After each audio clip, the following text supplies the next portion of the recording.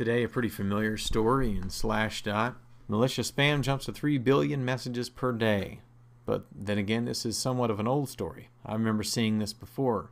And then consistently you come out with other stories where supposedly filters are able to get rid of 96%, 99% of spam.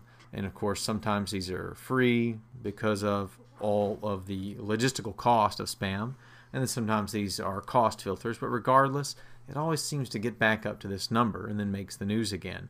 Spam costs us a lot. So why does spam actually exist? Well, it exists because A, it's cheap, and B, people fall for it.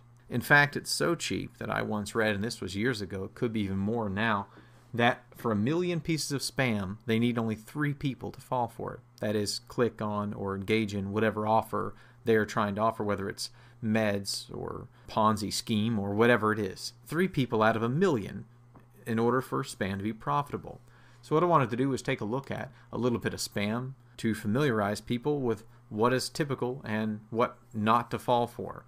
So here's my Hotmail account, and you need look no further for all the spam you could ever handle. In fact, I've just dumped a few hundred pieces of spam out of this, most of which was in my inbox, or else I would have a plethora of examples. But here just are 6 that came in today, and luckily were filtered into my junk mail folder. But you know, the inbox gets a few as well. We'll just look at a few very typical pieces of spam that hopefully whoever sees this will see what typifies spam and why to avoid it. Let's look at a couple of these. The senders are not really familiar, not necessarily names, sometimes names that are just fantastical, such as Steve Boosin or whatever, in quotes of no less. And then the messages, though, there's a really common theme here. Legitimate arrangement, get in touch with me immediately, urgent, attention, exclusive. See, all these things are obviously meant to try and hook your attention right away. That's the issue, is that if there is something that is actually urgent, do you think it would be coming unsolicited? Well, of course not. There's nothing that is actually urgent in your life that you couldn't hear from a friend instead of Lin Yong or Steve Boosin. Anything, too, that tries to make itself seem something it isn't. Legitimate arrangement. Well, then, that's an illegitimate arrangement. There are, of course, sneakier types of spam, but most of them have the same sort of elements. So let's see here. Offshore, treat as urgent. Sure, why not? Let's open it up. Here we go. Attention, sir, ma'am. I'm Nigerian. Okay, if you see the word Nigeria, you can pretty much delete the email because it's spam. Anything also, too, this is a very typical scam, obviously. It's saying, I'll give you $1 zillion. All you have to do is pay the processing fee of $300, or I'll send you a check and you just have to deposit it and give me part of the percentage of the check, only later to find out it was a false check. There's a zillion of these. The point being, if it's attention, sir, madam, it's probably also spam if it's not specifically sent to you. Now, granted, there are many ways to get anyone's name, but you can almost be sure that something that doesn't include your name is indeed spam. Legitimate arrangement by Lin Yong.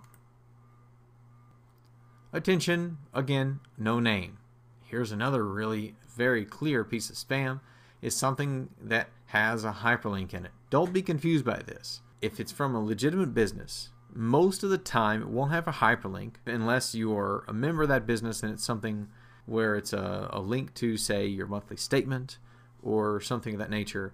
And even those, frankly, your best bet is to simply look at it and say, oh, I have a new monthly statement from Nationwide. Go on to nationwide.com, log in, and look at your monthly statement. There's no reason to do it through the email if you have any doubts whatsoever that it's a legitimate email, because how hard is it to make it look as if it came from Nationwide? All you have to do is copy and paste their logo. They can get a domain name, not nationwide.com, but you know, why not nationwideannouncements.com? Anything they want to make it seem as if it's legitimate, and then take the logo, and next thing you know, you're clicking on something, putting in your information, and they have access to your Nationwide account, or what have you. Here's just a couple of examples, and there are several other ones that hopefully will get people to where they stop clicking on these at all, so we can eliminate even that 3 out of 1 million that keeps 3 billion pieces of spam in circulation every day.